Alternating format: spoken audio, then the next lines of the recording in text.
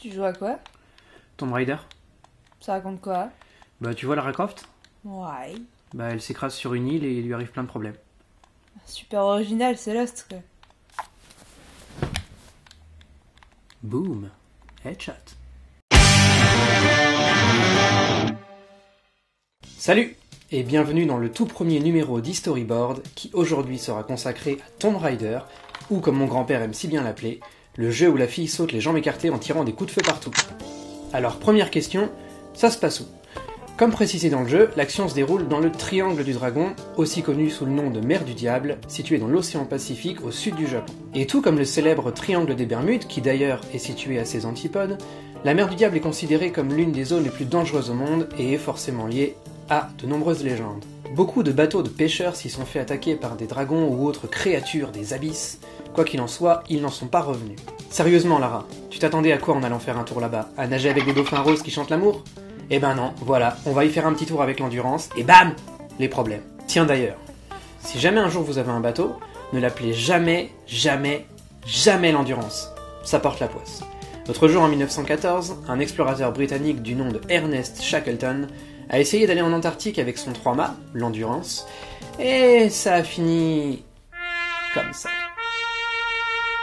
Donc bon, une exploratrice britannique qui part avec un bateau qui s'appelle l'Endurance, qui a été fabriqué à Plymouth en Angleterre, et qui navigue dans une zone hostile comme la mer du diable, ça cherche bien la merde quand même.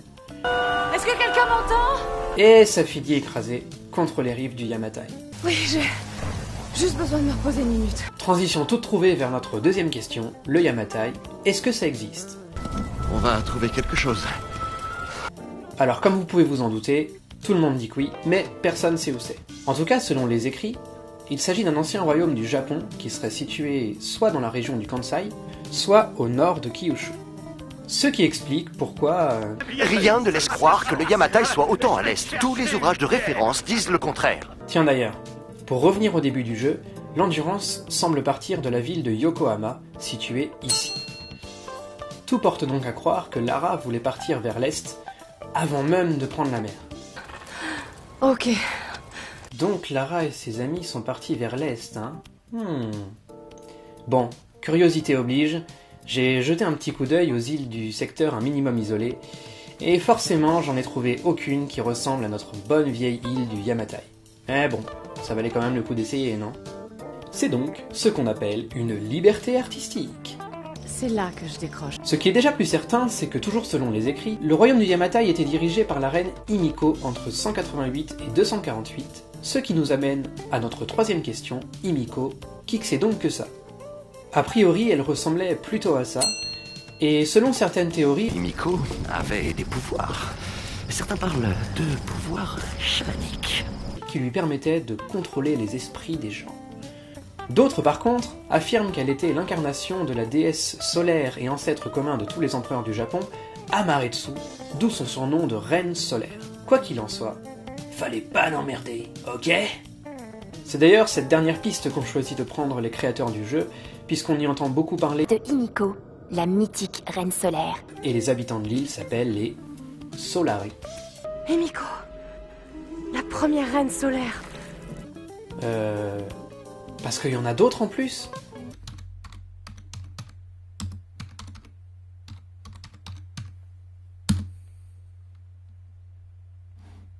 Ah mais oui, j'avais oublié, la célèbre reine Elisabeth II du Japon.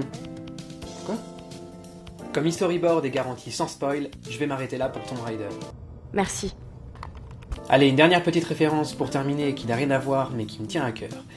Au début du jeu, quand Lara se retrouve seule à seule avec son talkie-walkie, son ami Ross lui dit « Souviens du mont Snowdon. Du haut de ses 1085 mètres, le mont Snowdon est le point culminant du parc national de Snowdonia et plus largement du Pays de Galles. Et pour y être déjà allé, je peux vous dire que c'est vraiment magnifique. Mais c'est pas tout. Dans le film Tomb Raider et le berceau de la vie sorti en 2003 avec Angelina Jolie, plusieurs scènes qui sont censées se dérouler dans le film en Chine ont en réalité été tournées dans le nord du Pays de Galles. La boucle est bouclée. Je vous laisse là-dessus et je vous dis à très bientôt pour un nouveau numéro d'Historyboard. Et surtout n'oubliez pas, dans les jeux vidéo comme dans la vie, règle numéro 1, toujours explorer.